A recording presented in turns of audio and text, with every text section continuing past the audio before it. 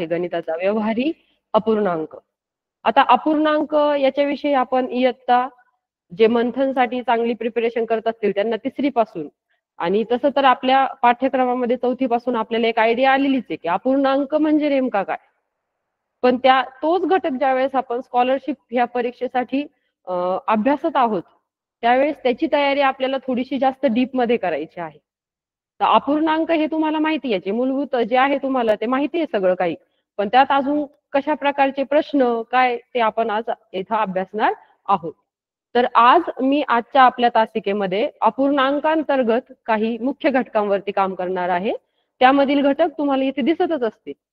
समच्छेद अपूर्णांक, भिन्नछेद अपूर्णांक म्हणजे काय, आणि यातील लहान मोठेपणा, चढता उतरता क्रम कसा लावायचा. आता तसं तर आपण संख्यांचा चढता उतरता क्रम शिकलेलोच आहोत. तुम्ही गुणवत्ता यादीत आलेले विद्यार्थी आहात.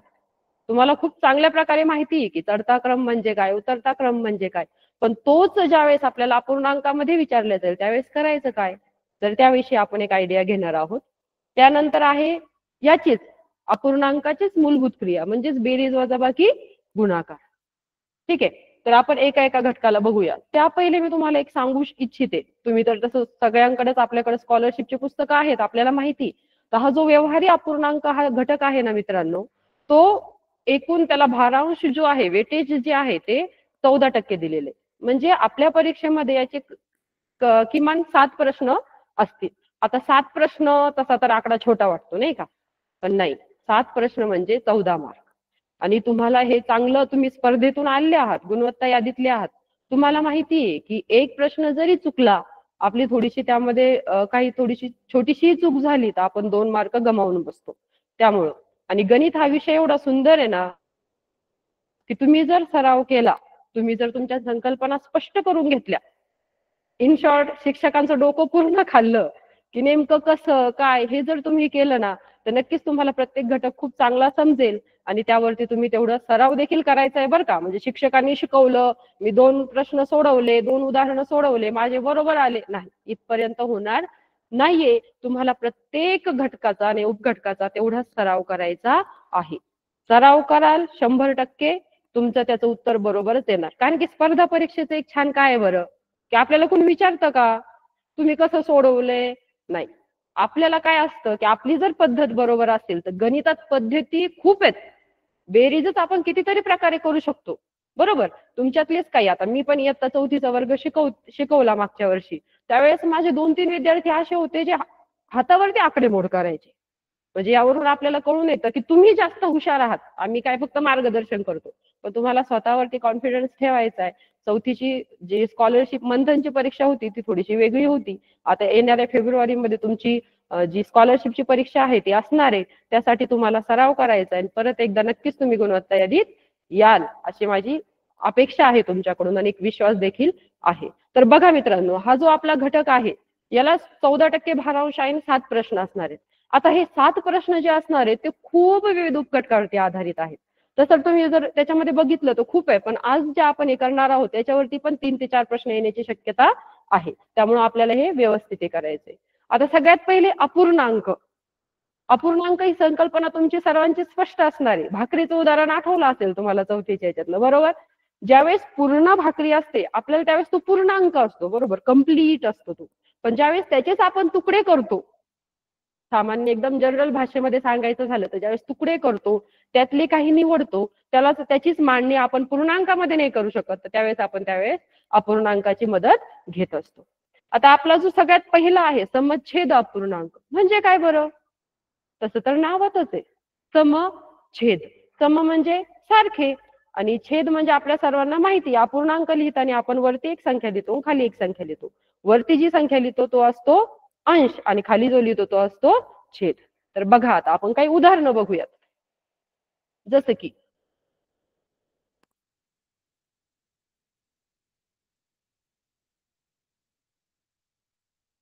विद्यार्थी मित्रांनो बघा, याचं जर वाचन करायचं झालं तर आपण अनेक पद्धतीने करू शकतो, पण जी स्टँडर्ड पद्धती आहे वाचनाची ती काय आहे बरं, 2/5. आता तुमच्यापैकी काही म्हणत असतील नाही नाही मॅडम तसं नाही, 2/5. पण याला सामान्य याच्यात तुम्ही असं पण रीड करू शकता, वाचू शकता, 2/5, 3/5, 5. 4/5. काय बरं लक्षात आलं? बरोबर. तुमच्यापैकी खूप जणांनी उत्तर दिलेलं आहे, माहिती मला. अगदी सोपं आहे तुमच्यासाठी. बरोबर. छेद काय आहे बरं सर्वांचा? 5 हा छेद आहे. आता हे काय झालं मग? समछेद अपूर्णांक.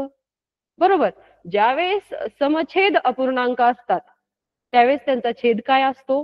समान असतो. अगदी सोपं. आता याला जर आपल्या व्यवहारी याच्या उदाहरणामध्ये समजून घ्यायचं झालं तर बघा, 2/5. ठीक आहे. म्हणजे कोणत्या तरी गोष्टीचे आपण 5 तुकडे केले बरं का. सोपं समजून घ्यायचं असेल तर 5 तुकडे केले आणि 5 तुकड्यांपैकी 2 तुकडे आपण तिथं घेतले. बरोबर.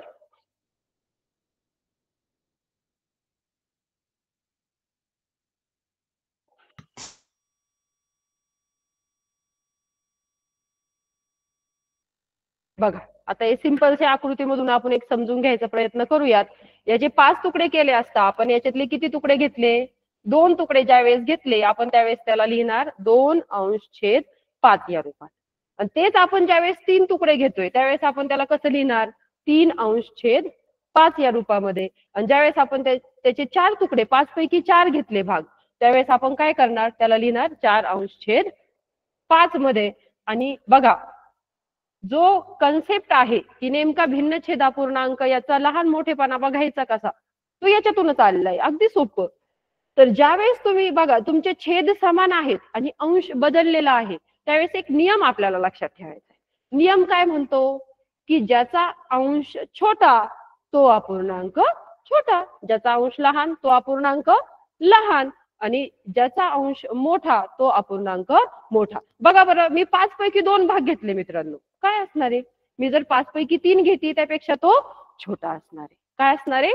छोटा असणार आहे. आणि यातच मग आपण कसं हे करू शकतो की आपण लहान मोठेपणासाठी जे चिन्ह वापरतो, बरोबर, पेक्षा लहान, पेक्षा मोठा किंवा बरोबर, वापर करून आपण ते दाखवू शकतो. अशी अनेक उदाहरणं तुमच्या सरावाला आता येणार आहेत. तुमच्यापैकी बऱ्याच जणांच्या शाळेमध्ये जो सिलेबस आहे स्कॉलरशिपचा तो संपून आता सरावाला देखील सुरुवात झाली असणार आहे. माझ्या शाळेमध्ये पण सुरू झालेली आहे. तर आता आपल्याला काय करायचंय की जास्तीत जास्त उदाहरणं अशी बघायची आहेत. आणि 2 नियम, ज्यावेळेस तुमच्याकडे समछेद अपूर्णांक असेल त्यावेळेस काय नियम म्हणतो? की ज्याचा अंश लहान तो अपूर्णांक लहान. हा नियम लक्षातच ठेवायचा आहे म्हणजे आपला त्यावेळेस गोंधळ होणार नाही. आणि ज्याचा अंश मोठा तो अपूर्णांक मोठा. आता हेच ज्यावेळेस तुम्हाला एक कल्पना म्हणून सांगते, झालंही असेल कदाचित तुमच्या सरावामध्ये, पण बघा, ज्यावेळेस या उलट असेल म्हणजे कसं?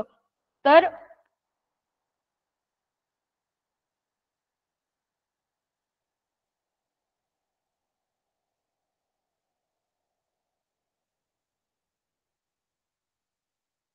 ठीक आहे, म्हणजे तुमचा काय आहे? तर अंश समान आहे आणि छेद भिन्न आहे. त्यावेळेस मात्र आपल्याला उलट लक्षात ठेवायचंय. कसं? की ज्याचा छेद लहान तो अपूर्णांक मोठा आणि ज्याचा छेद मोठा तो अपूर्णांक लहान. ठीक आहे. तर बघा, आपली जी आहे आता समछेद अपूर्णांकाचा लहान मोठेपणा नेमका बघायचा कसा, ती कल्पना आता तुमची क्लिअर झालेली असेल.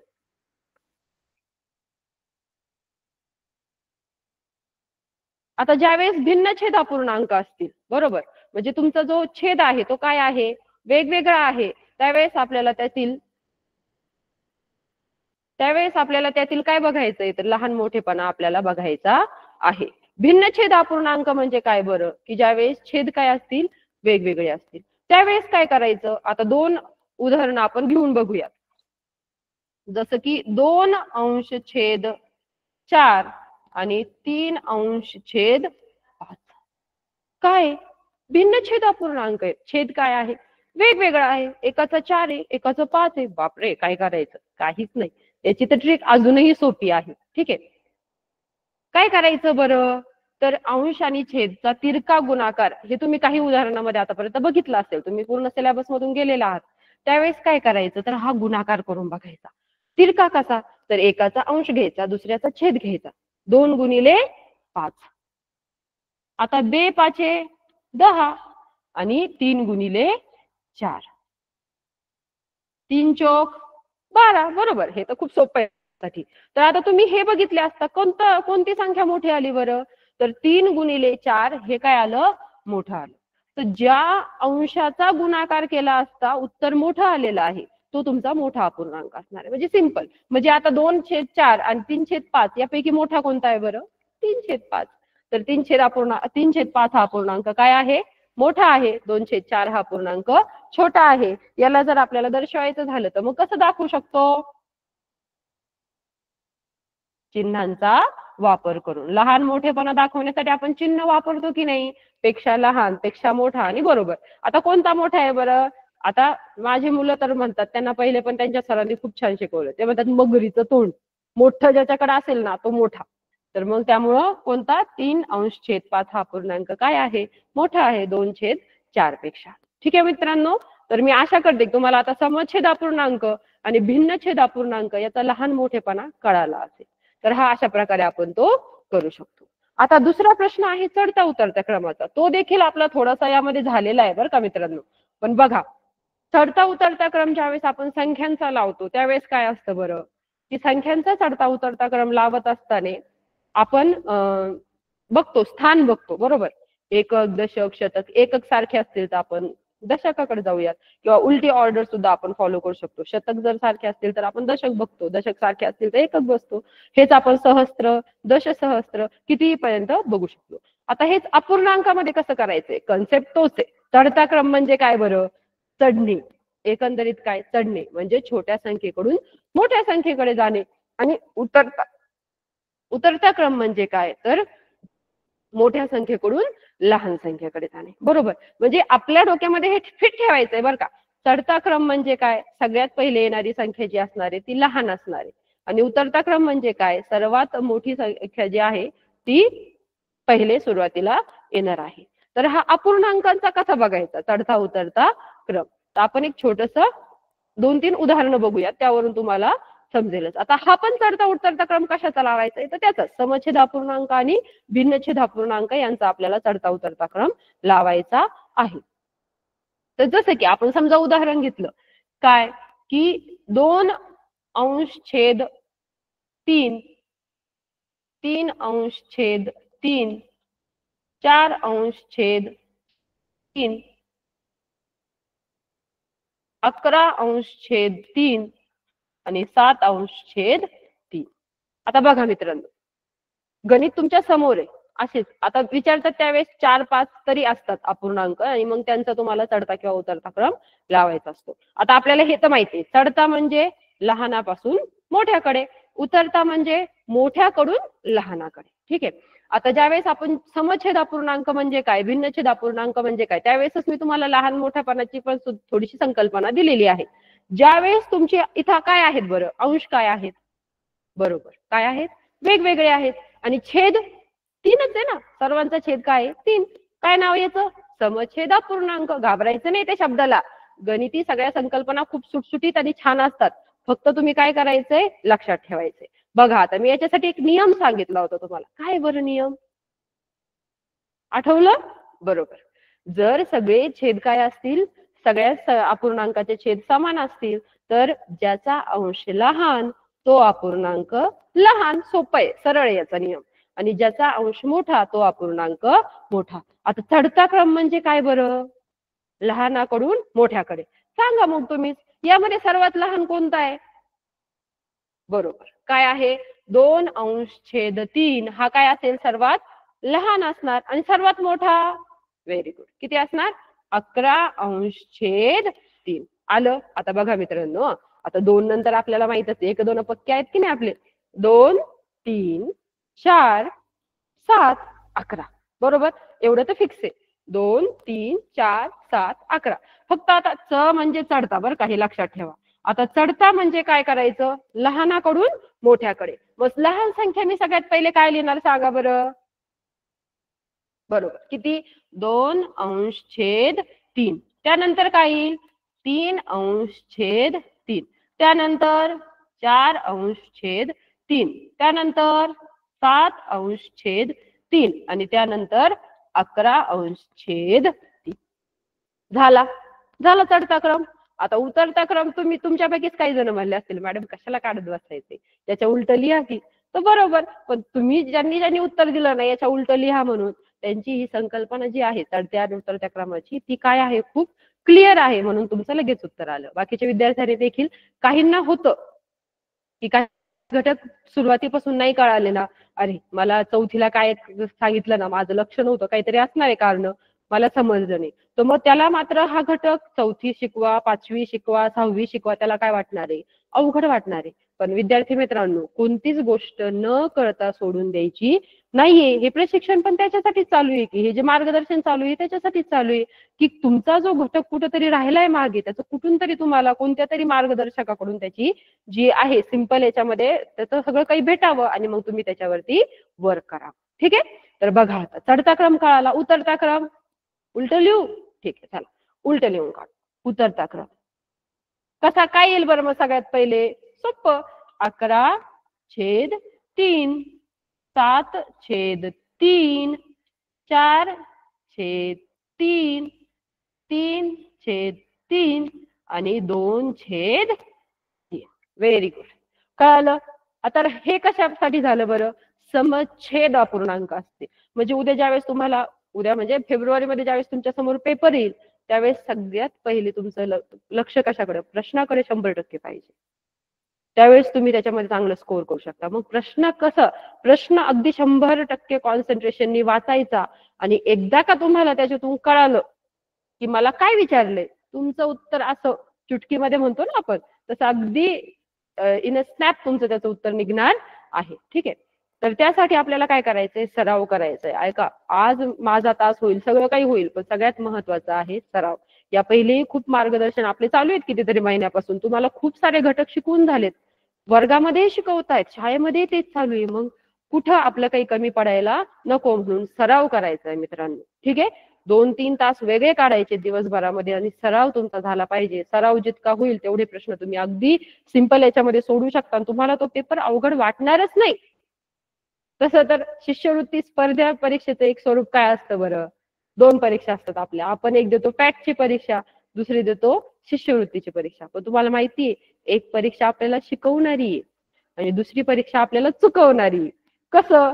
तुम्ही आतापर्यंत बघितलं असेल की किती वेळा तुम्ही पर्याय 100% तुम्ही शुअर होते की नाही माझं आता काय येणार आहे, बरोबर येणार आहे.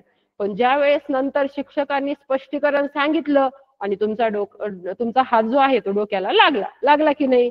काय झालं? कारण की ही जी स्पर्धा परीक्षा असते ना बाळांनो, त्यांना गुणवत्ता बघायची असते आणि गुणवत्ता काय असं सोपं सोपं प्रश्न देऊन थोडीच बघता येणार आहे. म्हणून त्यामध्ये काय केलं जातं? 4 पर्याय असे, पहिले तर प्रश्नच असा नाही विचारणार, ते असं काहीतरी विचारणार. ठीक आहे. आणि दुसरं पर्याय देताना ते असे पर्याय देणार की जिथं तुम्ही बेरीज करायची आणि तिथं तुम्ही चुकून वजाबाकी केलीच तर ते वजाबाकी करून जे चुकीच्या पद्धतीने उत्तर आलंय ना ते तुमच्या पर्यायामध्ये असणार आहे. हे तुमच्यापैकी पण खूप जणांनी ऑब्झर्व केलं असेल आतापर्यंत. त्यामुळं पहिली गोष्ट काय लक्षात ठेवायचंय, नेहमी सगळ्या स्पर्धा परीक्षेमध्ये, आता तुम्ही भागच झाला आहात स्पर्धा परीक्षेचा, ठीक आहे, तुम्हाला शेवटपर्यंत जोपर्यंत तुमचं करिअर डिसाईड होत नाही तोपर्यंत स्पर्धा परीक्षांना तोंड द्यायचे. त्यामुळं काय करायचं आपण? 4ही पर्याय आपण अगदी व्यवस्थित बघायचे. पहिले तर प्रश्न एकदा वाचून काही तुम्हाला वाटलं की नाही मला ह्या प्रश्नातलं हे कळालेलं नाही तर तुम्ही तो व्यवस्थित वाचायचा आहे आणि त्यानंतर 4ही पर्याय व्यवस्थित वाचायचे आणि त्यानंतर तुमच्या क्रियेला सुरुवात करा. तुमच्या पद्धती बरोबर असेल तर कुणीच म्हणणार नाही की तुमचं ते चुकू शकतं म्हणून. अजिबात नाही. गणित हा असा विषय आहे की त्यामध्ये तुम्ही जर सराव केला तर तुम्ही 100% म्हणजे तुमच्या परीक्षेमध्ये किती रे? 50 प्रश्न, 100 गुण. 100 गुण सुद्धा तुम्ही त्याच्यामध्ये आणू शकता. त्यानुसार आपल्याला काम करायचं आहे. बघितलं? तर हा झाला समच्छेद अपूर्णांकाचा लहान मोठेपणा. दुसरा घटक काय म्हणतो आपला की भिन्नछेद पूर्णांक असतील तर, ठीक आहे. आता ज्यावेळेस छेद समान नसता, अंश समान आहेत, त्यावेळेस आपल्याला माहिती ज्याचा छेद लहान तो मोठा, ज्याचा छेद मोठा तो लहान, हे आपल्याला माहिती. पण जर भिन्न छेद अपूर्णांक असतील तर, म्हणजे छेद काय आहेत? वेगवेगळे आहेत.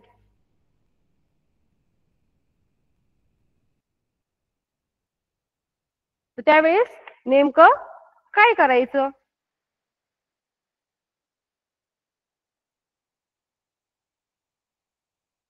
ठीक आहे. तर आपलं जे झालं ना त्या स्वरूपातला अजून एक प्रश्न बघूयात आपण. हा प्रश्न जो आहे ना मित्रांनो तो 2021 मध्ये आला होता बरं का. म्हणजे स्कॉलरशिपच्याच आपल्या परीक्षेमध्ये 2021 साली हा प्रश्न विचारला होता. याच्यामध्ये समछेदच आहेत पण त्याचं आपण एक उदाहरण बघूयात जास्तीचं. उदाहरण अशा प्रकारे होतं 7/9 5/9 2/9 आणि 8/9. बघा बरं मग आता असा जर प्रश्न आला तर तुमच्या सर्वांचं उत्तर तयार आहे की नाही? बरोबर. 1 मिनिट घ्या सर्वांनी उत्तर लिहून काढा बरं तुमच्याकडे जे असेल वही वगैरे त्यावरती एक उत्तर लिहून काढा बरं फास्ट. बघू बरं किती जणांचं बरोबर आलं.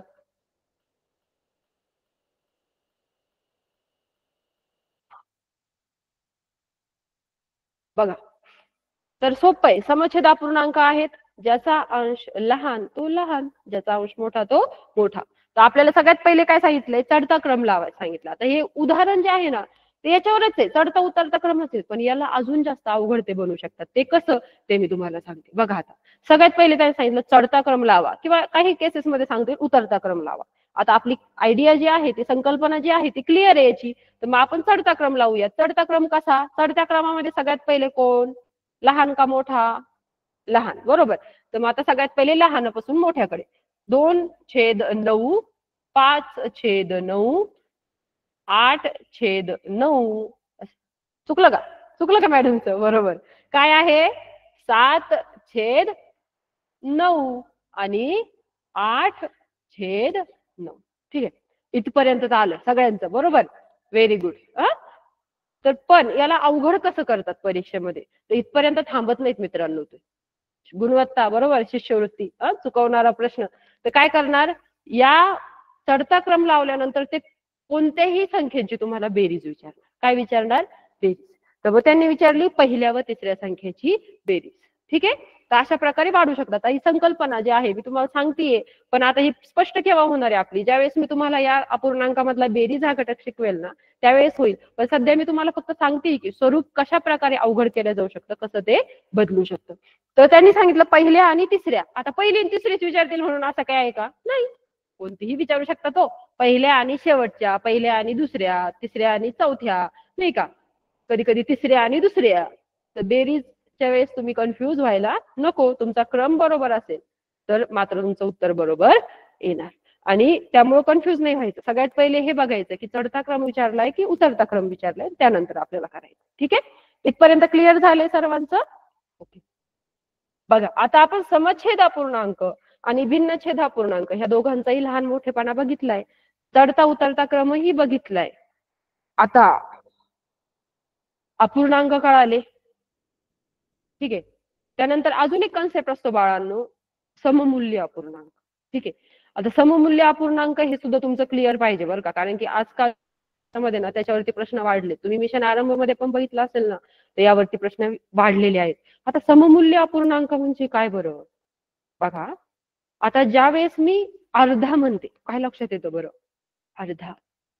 पूर्ण नाही अर्धा. ठीक आहे. म्हणजे कोणती तरी पूर्ण गोष्ट आहे त्याची अगदी बरोबर आपण 2 भाग केले त्यातला एक भाग घेतला तेच आपण अपूर्णांकामध्ये कसं सांगू शकतो? कसं लिहू शकतो? बघा भाकरीचं उदाहरण घेऊ. काय केली भाकर? अर्धा केली. किती भाग झाले बरं? आता सुरुवातीला मी सांगितलं तुम्हाला भाग जे झाले ते खाली लिहायचे 2 आणि त्यापैकी अर्धा म्हणजे किती भाग घेतला? एक भाग घेतला. काय घेतला? एक भाग घेतला. त्यावेळेस हे झालं अर्धा. पण आता अर्ध्याला फक्त आपण असंच लिहू शकतो का? नाही.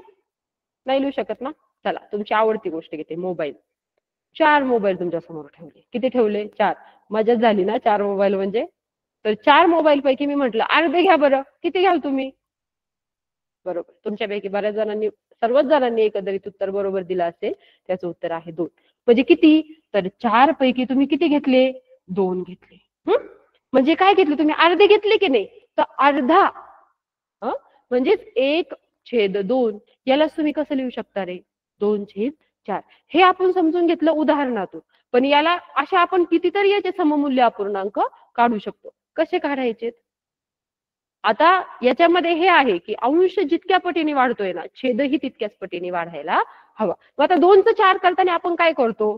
2 × 2. तर तुम्हाला अंशाला देखील कितीने गुणायचंय? 2 नेच गुणायचंय.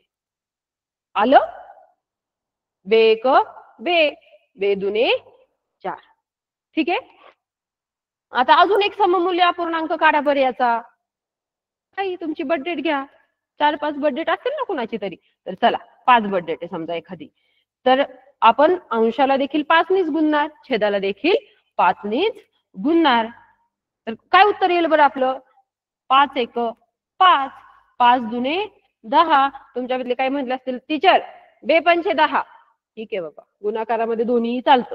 बे पंचे 10 म्हणा, 5 दुने 10 म्हणा, काही प्रॉब्लेम नाहीये. 2चे 5 पट 10, 5चे 2 पट 10. ओके. तर बघा आता 10 पैकी 5 घेतले म्हणजे काय घेतलं बरं? अर्धा घेतलं. याचं परत अर्धा करता येतं का रे? येतं ना? भागाकार व आडवा उभा भागाकार सगळं शिकलेलो आहे आपण. आडवा भागाकार आपण जर याचा केला तर बघा काय उत्तर येईल. 5 एक 5, 5 दुने 10. परत काय उत्तर आलं रे? अर्धा. ठीक आहे. तर ह्या सर्व अपूर्णांकांना आपण म्हणू शकतो सममूल्य अपूर्णांक. म्हणजे 1/2 बरोबरच सममूल्य, समान मूल्य, त्याचं जे मूल्य आहे, त्याची जी किंमत आहे ती काय आहे? सारखी आहे. म्हणजेच 1/2 हा कशाचा बरोबर आहे? 2/4च्या. आणि 2/4 हा कशाच्या बरोबर आहे? 5/10च्या. ओके, कळालं?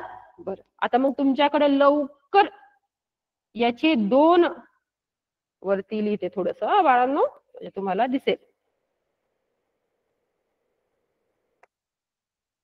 बघा 3/6 याची काय झालं रे? हे परत अर्धा झाला का? झाला. म्हणजे हा सुद्धा काय आहे? आपल्या पहिल्या याचा सममूल्य अपूर्णांक आहे. थोडासा वेगळा देते. घ्या 4/6 याचे सममूल्य अपूर्णांक काढून दाखवा मला. 2. तुमच्या समोर जे काही असेल, पाटी पेन्सिल कुणी वापरत असेल अजूनही, वही पेन काय त्याचा वापर करा आणि काढा. काही मुलांचं तर तोंडी सुद्धा उत्तर तयार असेल मला माहिती आहे. आले? सिंपल आहे, खूप सोपं आहे. कितीही सममूल्य अपूर्णांक तुम्ही याचे काढू शकता. फक्त काय करायचंय? अंशाला तुम्ही ज्या संख्येने गुणता त्याच संख्येने तुम्हाला छेदालाही गुणायचं आहे. म्हणजे 5 गुणिले 5,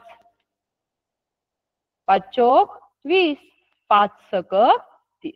आला सममूल्य अपूर्णांक? हो. बघा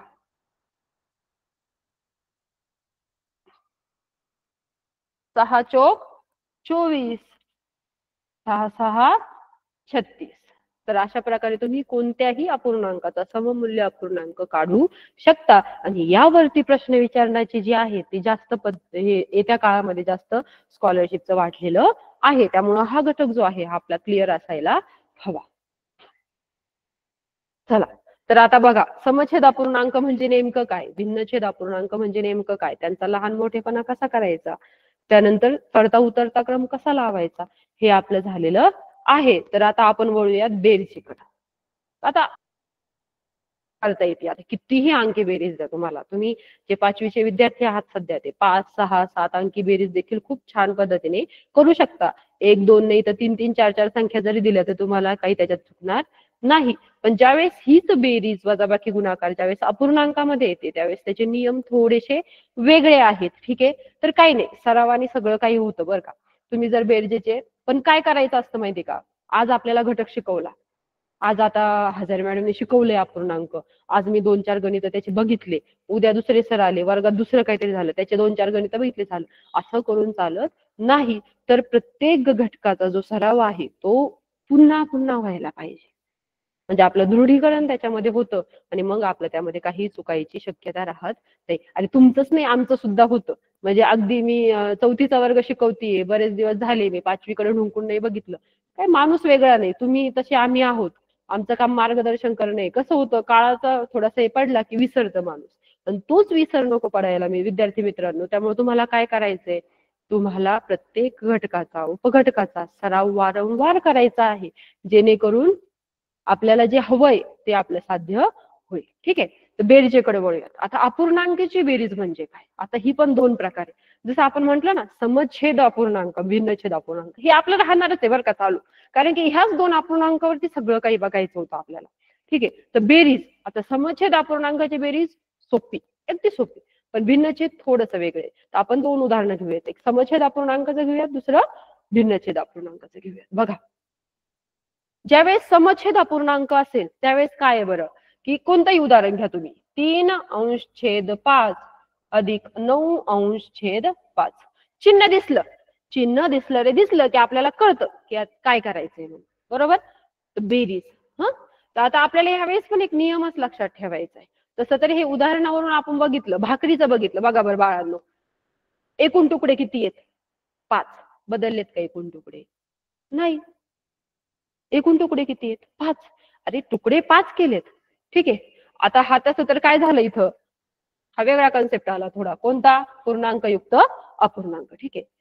तुमच्यापैकी काही म्हटलेच असतील, टीचर वरची संख्या मोठी आली बरं का. बरं, चला सिंपल याच्यामध्येच बघूयात. याच्यावरती काम होणार आहे, परत हा घटक तुम्हाला शिकवणार आहे. बघा, 3/5 आणि 2/5. इथे काय झालं की 5 पैकी 3 तुकडे आपण भाकरीचे, आणि इथं 5 पैकी किती घेतले? 2 घेतले. काही काहींचं उत्तर वेगळं आलं. ते काय म्हटलं, टीचर पूर्ण भाकरी घेतलीये. बरोबर आहे बाळा, तुझं काही चुकलेलं नाहीये. फक्त बेरीज करताना काय करायचंय का, छेद जो आहे, समछेद अपूर्णांकाची बेरीज करताना छेद जशाच तसा ठेवायचा. म्हणजे काय, तर छेद किती राहणार? 5च राहणार. सत्य, बदलणारच नाहीये. काही कर तू, 5 छेदाला, तर मग अंशाची काय करायची? बेरीज आहे ना, बेरीज कर. वजाबाकी कर. सिंपल. आता 3 आणि 2 किती बरं? 4? नाही, किती? 5. आलं? जो म्हणत होता ना मला, टीचर पूर्ण घेतलंय, पूर्णच घेतले. 5 पैकी 5 घेतले म्हणजे काय घेतले? 5च घेतले. हे स्पर्धा परीक्षेला विचारताना ज्यावेळेस विचारतात त्यावेळेस आपल्याला एक पर्याय देतात, एक. आता मी फुल सराव करून गेलेला असतो, मला वाटतं अरे आलं उत्तर माझं 5/5 पण यांनी पर्यायामध्ये एक देऊन ठेवलंय, 5/5 मला कुठे दिसतच नाहीये. संकल्पना अजून एक छोटीशी, काय, तर ज्यावेळेस तुमचा अंश आणि छेद दोन्ही समान असतील त्यावेळेस त्याचं उत्तर नेहमी 1 येतं. काय येतं 1? कारण की 1 म्हणजे पूर्ण, बरोबर. 1 म्हणजे काय? पूर्ण. तर 5 पैकी 5 भाग घेतले मी, म्हणजे काय घेतला बरं? पूर्ण घेतला. खूप छान झालं हे उदाहरण घेतलं आपण, यामुळे आपल्याला पूर्णची संकल्पना सुद्धा कळाली. आणि याला आपण जर भागाकाराच्या रूपात बघितलं, 5×1=5, 5×1=5. काय आलं रे मित्रांनो उत्तर? 1. तर हा 1 खूप वेळा तुम्हाला फसवू शकतो. त्यामुळं आपलं जे आहे पद्धत व्यवस्थित असली की तुमचं उत्तर 100% येणार. आता तुम्हाला माहित झालंय, अंश आणि छेद ज्यावेळेस समान असते त्यावेळेस त्याचं उत्तर काय येतं? अजून 1 असंही त्याचं उत्तर येतं. Very good. चला, तर कळाली बेरीज. आता दुसरं अजून एक उदाहरण देते, त्याचं तुम्ही फास्ट सोडवायचं.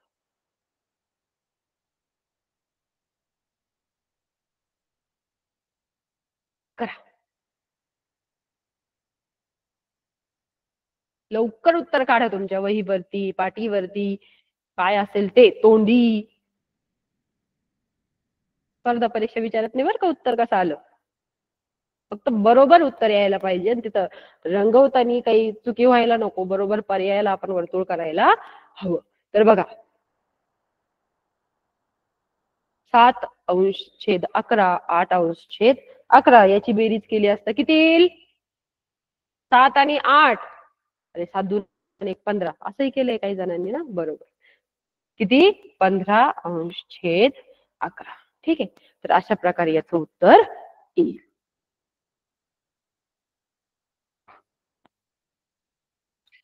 आता बघा बाळांनो, हीच बेरीज जी आहे ना आपल्याला, ती कशा प्रकारे पूर्णांकयुक्त अपूर्णांकाच्या सहाय्याने सुद्धा विचारले जाऊ शकते. आता मी शॉर्ट मध्ये सांगते बरं का, असा एक प्रश्न माझ्याकडे आहे, त्यामुळे तुमची संकल्पना स्पष्ट असायला हवी.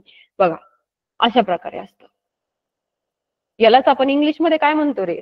काही सेमीचे असतील ना माझ्या समोर, काय म्हणतो? Mixed fraction. बरोबर, मिक्स्ड आहे, मिश्रित आहे. कसं मिश्रित आहे? तर एक पूर्णांक आहे, 5 पूर्ण आहे बरं का, 5 काय आहेत? पूर्ण भाग आहेत. आणि नंतर मग त्याचे 7 भाग केले, त्यापैकी किती भाग घेतले? 3च भाग घेतले. अशा प्रकारची संकल्पना आहे, म्हणजे पूर्णांक युक्त अपूर्णांक. बघा, तर अशा प्रकारची बेरीज सुद्धा आपल्याला विचारल्या जाऊ शकते. समछेदच आहेत, छेद काय आहे दोघांचा? समानच आहेत. तर यावेळेस काय करायचं माहितीये का मित्रांनो, जे तुमचे पूर्णांक आहेत ना त्याची बेरीज तुम्ही पहिले करून घ्यायची आणि इकडे कशाची बेरीज करायची, तुमच्या समछेद अपूर्णांकाची. काय येईल बरं, 5 आणि 6 11. आणि तुम्ही परत एक पायरी पुढे केली तरी चालेल किंवा इथंच उत्तर काढलं तरी चालेल. 3 आणि 4 किती, 7/7. ठीक आहे, यालाच आपण 11 असं देखील म्हणू शकतो. तर अशा प्रकारे देखील प्रश्न विचारण्याची पद्धत आपल्या स्कॉलरशिपच्या परीक्षेत आहे. ठीक आहे, पुढे बघूयात की ज्यावेळेस समछेद आहे त्यावेळेस तर आपल्याला कळालं नेमकं करायचं काय म्हणून. पण हेच जर भिन्न छेद अपूर्णांक असतील त्यावेळेस काय करायचं बरं, कशी बेरीज करायची.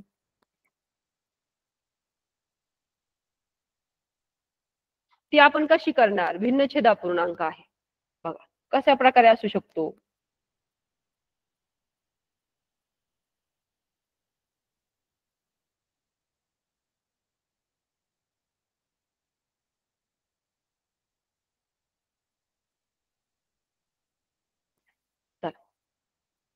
चला पहिले दोनच संख्यांचे बघूयात, नंतर तिसरी संख्या घेऊयात. परीक्षेला आजकाल 2-3 आपल्या बेरजेचं कसं आहे बरं, आपण एकदा दोन संख्यांची बेरीज करायला शिकलो की आपल्याला 3 संख्या द्या, 5 संख्या द्या, नियम तोच राहणार आहे, फक्त आपल्याला बेरीज करायची. तसंच आहे याच्यामध्ये. पहिले आपण दोनच संख्यांचं बघूया. काय बरं इथं 2/4 आणि 5/3 काय वेगळं आहे, अंशही समान नाहीत, छेदही समान नाहीत. बेरीज करताना आपण अंशाकडे कधीच लक्ष द्यायचं नाही, आपल्यासाठी छेद महत्वाचा असतो. ठीक आहे, तर छेद काय आहेत, भिन्न आहेत. आता काय करायचं, काही नाही करायचं. सममूल्य अपूर्णांक सांगितलंय की नाही तुम्हाला, सांगितलंय ना. मग काही करून काय करायचं की छेद समान करायचा. आता छेद समान करायचा म्हणजे नेमकं करायचं तर गुणायचं. कशाने गुणायचं की अशी संख्या घ्यायची दोन्ही ठिकाणी की ज्यामुळे तुमचं समान उत्तर येईल.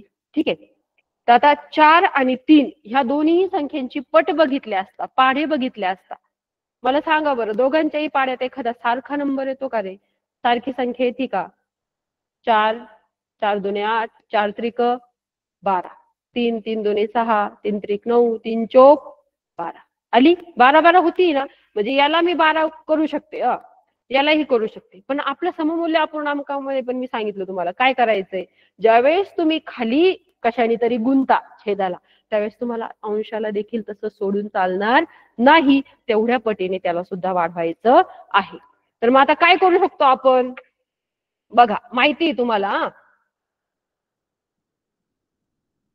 काय माहितीये की ज्यावेळेस हा आहे तर कितीने गुणणार, 4 त्रिक 12. मग वरती पण कितीने गुणायचं, 3 इथे देखील तेच आहे, 3 चौक 12. वरती देखील कशाने गुणणार, 4 नी. 2 त्रिक 6, 4 त्रिक 12, 5 चौक 20, 3 चौक 12. आता येईल का उत्तर, येईल ना, बरोबर. आता काय उत्तर येणार, छेद समान झालेले आहेत आणि छेद समान झालेले असतील तर आपलं उत्तर येणार. आता बघा मग काय उत्तर येईल, 6 अधिक 20 किंवा 20 अधिक 6 26/12 अशा प्रकारचं उत्तर तुमचं येणार आहे. तर असं बघा काय येऊ शकतं, आपल्याला भिन्न छेद अपूर्णांकाची बेरीज देखील विचारली जाऊ शकते. आता हेच उदाहरण ज्यावेळेस परीक्षेत विचारतात त्यावेळेस 2 नाही, ते 3 विचारतात. केव्हाचा प्रश्न आहे बरं हा,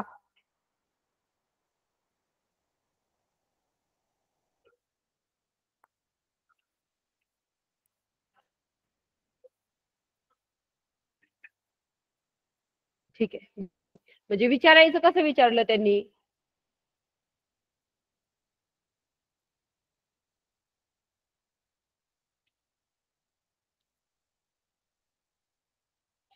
अजून एक वाढवून काय केलं बरं त्यांनी, आता आपल्याला कोणती संख्या शोधावी लागेल की जी 4च्याही पाढ्यात आहे. मी सोप्या पद्धतीने सांगते, याच्या अनेक पद्धतीने तुम्ही काढू शकता, पण सोपी बघायची, तिघांच्याही पाढ्यात बघायचं. आणि असू शकतं बरं का की ज्यावेळेस मी तिघांचाही पाढा घेईल त्यावेळेस अजून एखादी संख्या असेल, पण नाही, आपलं गणित आपल्याला सोपं करायचंय तर छोटी संख्या जेवढी असेल ना बाळांनो तेवढं याच्यामध्ये गणित सोपं होतं. म्हणून सगळ्यात पहिले येणारी आणि तिघांमध्ये असणारी संख्या आपल्याला निवडायची आहे. मग 4च्याही आहे, 3च्याही आहे, 6च्याही आहे, कोणतीही बरं, तीच आहे ना, बरोबर 12.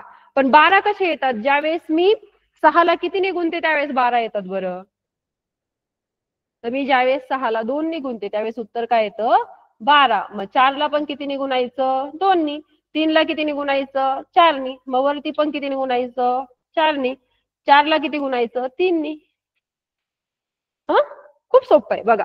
छेदाला तुम्ही ज्या संख्येने गुणताय त्याच संख्येने तुम्हाला अंशाला गुणायचं आहे, हे विसरायचं नाही. म्हणजे मला 3 घेतला खाली, मला 2 आवडला म्हणून वरती मी 2 नी गुणलं, असं चालणार नाही.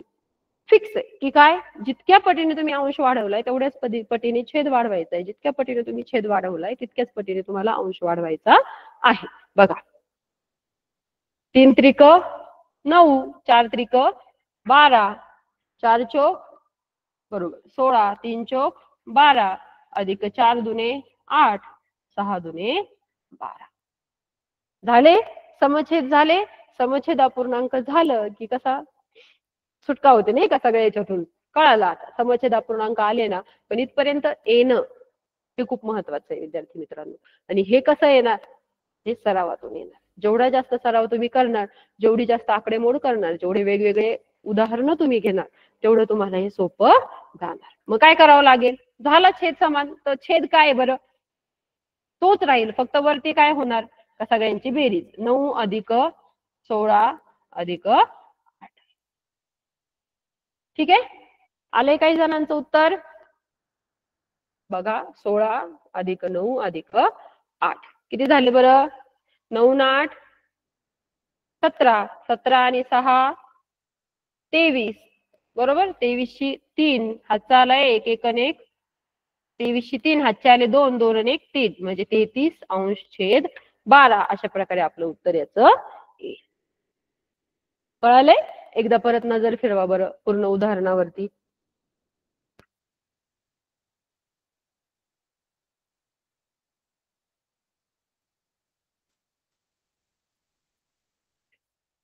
Okay done. चला आता हे झालं बेरजेचं. वजाबाकी काही याच्यापेक्षा वेगळी अजिबात नाही बरं का. जिथं तुम्ही बेरजेची क्रिया केली ना तिथंच तुम्हाला काय करायचंय, वजाबाकीची क्रिया करायची आहे. बघा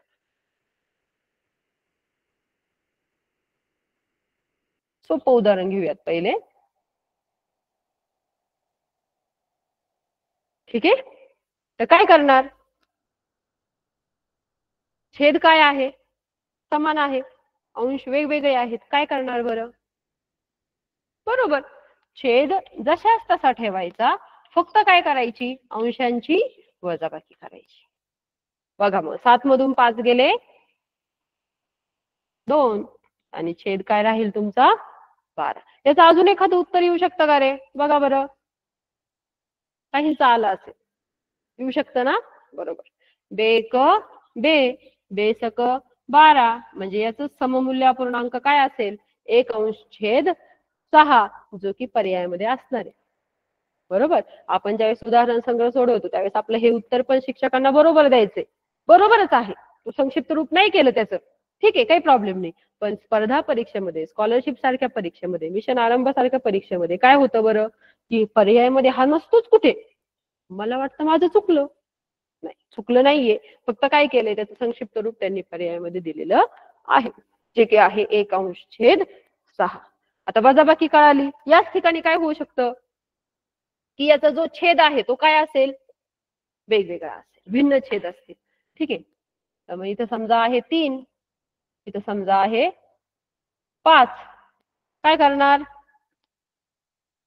आता याच्या पण 2 पद्धती आहेत बरं का. एक एकदम छोटी पद्धत आहे, ती पण मी तुम्हाला सांगते. पण ज्यांना ती कळाली नाही त्यांनी अगदी टेन्शन घ्यायचं नाहीये. ज्यांना कळाली त्यांनी वापरा, ज्यांना नाही कळाली त्यांनी ह्याच पद्धतीने केलं तरीही चालेल. काय करतो आपण,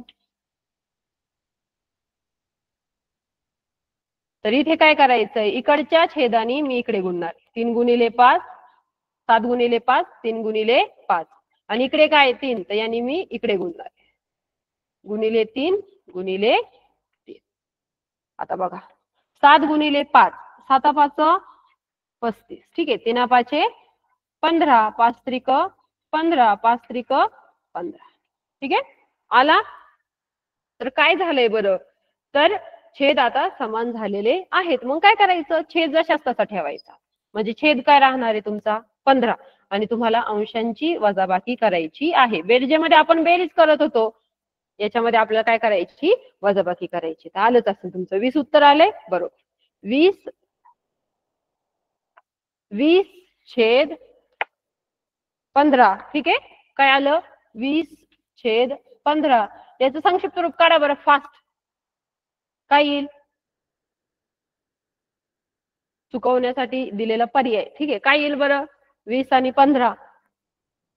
कशाने भाग जातो रे दोन्ही संख्यांना, 5 ने जातो, 10 ने नाही जात. बरोबर. कशाने जातो, 5 ने जातो. 5 त्रिक 15, 5 चोक 20, 4/3 असं देखील उत्तर याचं येऊ शकतं. तर हे बघितलं आपण आता समछेद आणि भिन्नछेद अपूर्णांकाची बेरीज आणि वजाबाकी. गुणाकार, तसं तर आपण ज्यावेळेस संख्यांची बेरीज वजाबाकी गुणाकार भागाकार करतो त्यावेळेस गुणाकार बेरजेपेक्षा वजाबाकीपेक्षा थोडासा अवघड वाटतो आपल्याला. वाटतो ना, काही मुलांना वाटायचंही नसेल. आता 4थी पर्यंत तुम्ही या स्किल्स ज्या आहेत तुमच्या ते डेव्हलप केलेले आहेत, पण ज्यावेळेस प्रश्न येतो अपूर्णांकाचा त्यावेळेस हा जो कॉन्सेप्ट आहे ना मित्रांनो, गुणाकार, हा बेरीज आणि वजाबाकीपेक्षा पण सोपा आहे. हो, खरंच म्हणजे खूप सोपा आहे.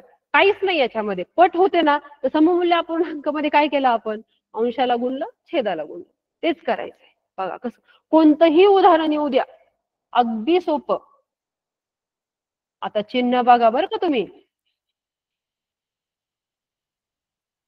समछेद असू द्या, भिन्नछेद असू द्या, कोणतंही असू द्या, गुणाकारामध्ये सगळ्यात सोपं. का सोपं म्हणते बरं मी, तर बघा, अंशाने अंशाला गुणायचं, छेदाने छेदाला गुणायचं, झालं. सोपं आहे ना. Very good. बघा मग अंशाने अंशाला गुणायचं आणि छेदाने छेदाला गुणायचं म्हणजे बघा इथं किती अंश गुणिले 5, छेद काय राहील, बरोबर 5 गुणिले 7. पण मी माझ्या वर्गामध्ये काय ऑब्झर्व केलं माहिती का, हुशार विद्यार्थी सोपं त्यांना कधी कधी पचतच नाही. एवढं सोपं का असेल बरं, मग त्यातले काही काय करतात की छेद घेतात आणि त्याला अंशाने गुणत बसतात. संकल्पनाच तशी नाही बाळांनो. काय करायचंय, गुणाकार म्हणजे पट करतो की नाही आपण, तर 5चे 7 पट, 3चे 5 पट, तेवढे ते वाढवायचं. काय उत्तर येईल बरं, 3×5 = 15, 7×5 = 35. ठीक आहे. आलं, 15/35. अशा प्रकारे गुणाकारांची उदाहरणं तुम्ही कितीही सोडू शकता आणि कशीही सोडू शकता. पण अशा वेळेस मात्र गुंतागुंती करायची नाही बरं का. काय येईल रे उत्तर, 12/2. आलं का, एकाच तरी आलं असेल. 12/2. खरं सांगा, खोटं नाही बोलायचं. का आलं, तुम्ही काय केलं, छेद समान आहे ना. अरे नाही, ते बेरीज आणि वजाबाकी मध्ये होतं. गुणाकारामध्ये छेद समान असतील तरीही त्याची पट होते. तर मग काय करणार आपण, 3×4, 2×2, 4 त्रिक 12, 2×4. तर अशा प्रकारचं उत्तर तुमचं येईल. कळालंय. असे कोणतेही उदाहरण असू द्या.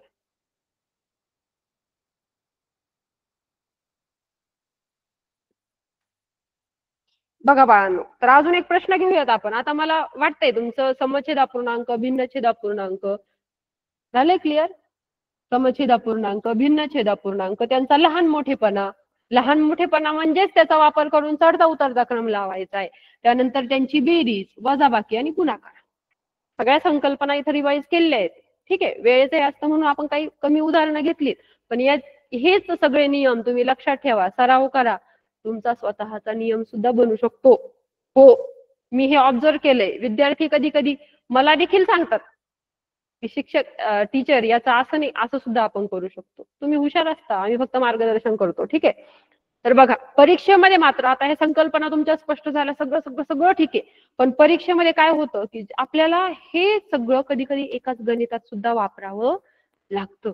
ठीक आहे. म्हणजे हे जे शिकलो आपण, बेरीज वजाबाकी गुणाकार आणि भागाकार, हे सगळं आपल्याला एका गणितात देखील वापरावं लागतं. तर आपण 2-3 उदाहरण यात कशी ते. ठीक आहे. एक उदाहरण 2021 मध्ये विचारलं गेलं होतं बघा, असं काहीतरी दिलं होतं त्यांनी.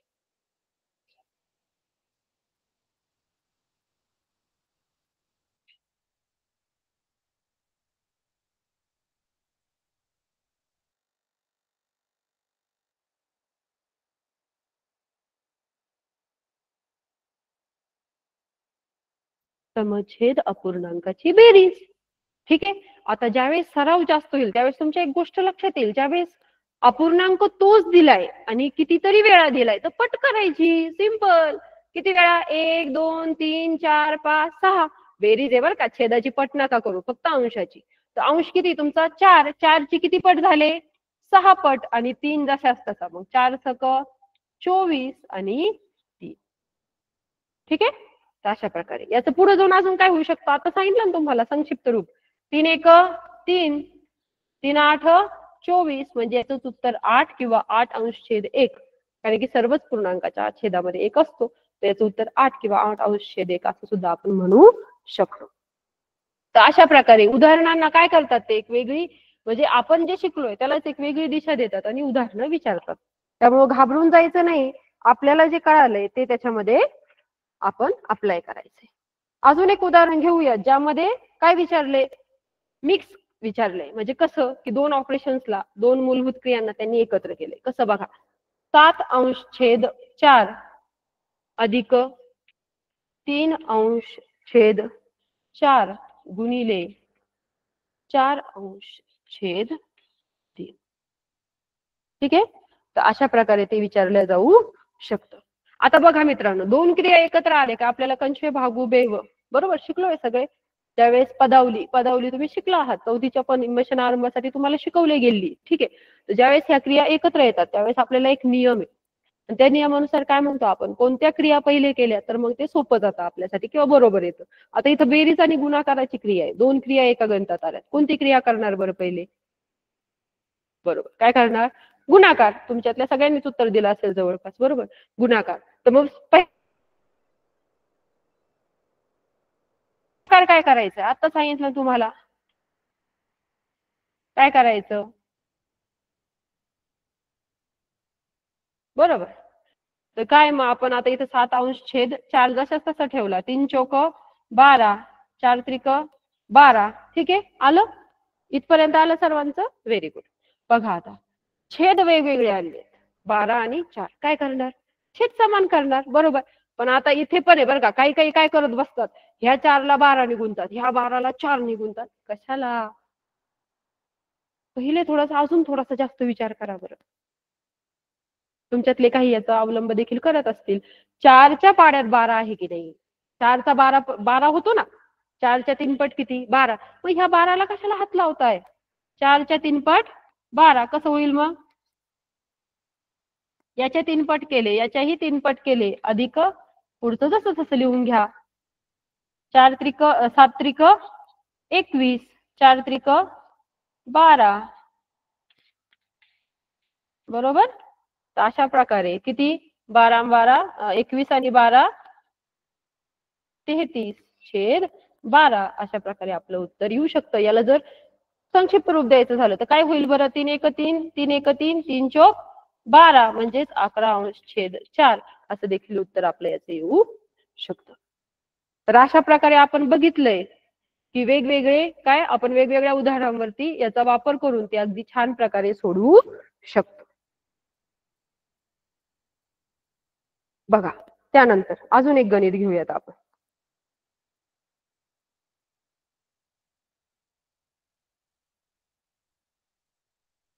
आता हे थोडं तसं तर सोपं गणित आहे बरं का. अशा प्रकारचे गणित थोडेसे कमी आलेत. पण तरी आलं तरी तुमचा गोंधळ उडू नये म्हणून.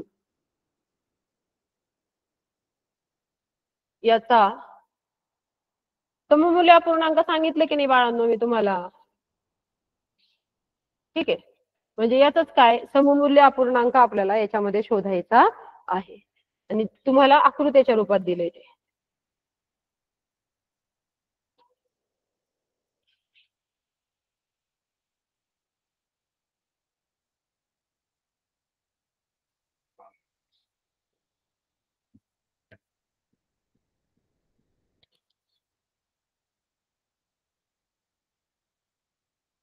काय करायचे रे? तर एका आकृत्याचे भाग करून त्याचे रंगवलेले आणि न रंगवलेले भाग अशी संकल्पना होती. बरोबर.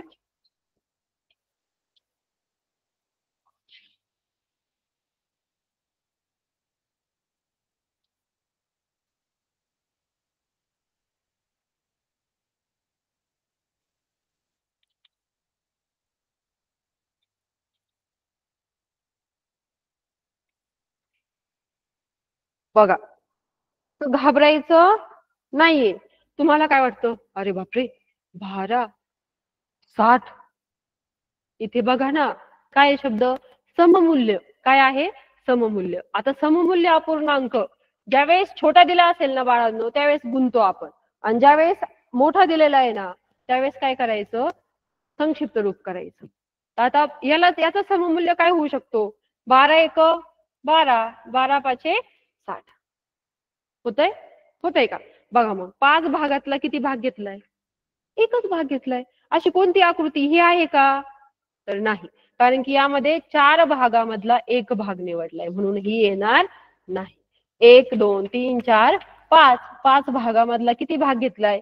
एक भाग घेतलाय. सममूल्य अपूर्णांक आहे की नाही आपला? हो. तर मग ह्यावेळेस हे आपलं उत्तर येणार आहे. इथं उत्तर आलं ना, बस.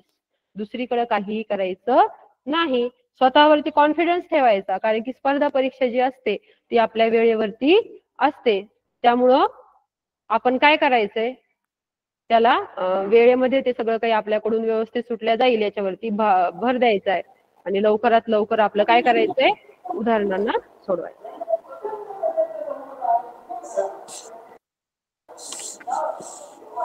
धन्यवाद मॅडम. आजचं लेक्चर अतिशय सुंदर. मॅडमने या ठिकाणी जो घटक घेतलेला होता व्यावहारिक अपूर्णांक, या विषयावरती मॅडमनी आपल्याला गेल्या 1 तासामध्ये या ठिकाणी आपल्याला सुंदर असं मार्गदर्शन केलं. मी हजारे मॅडम यांचं शिक्षण विभाग पंचायत समितीच्या वतीनं त्यांना त्या ठिकाणी मनपूर्वक धन्यवाद देतो. त्याचबरोबर उपस्थित माझे सहकारी आंबेकर सर आणि शिरसाट सर हे देखील या ठिकाणी उपस्थित आहेत. त्यांचं देखील या ठिकाणी मी त्यांना देखील धन्यवाद देतो. त्याचबरोबर आपण सर्व उपस्थित सर्व विद्यार्थ्यांना देखील या ठिकाणी धन्यवाद देतो आणि आजचं लेक्चर या ठिकाणी संपलं असं मी जाहीर करतो. धन्यवाद.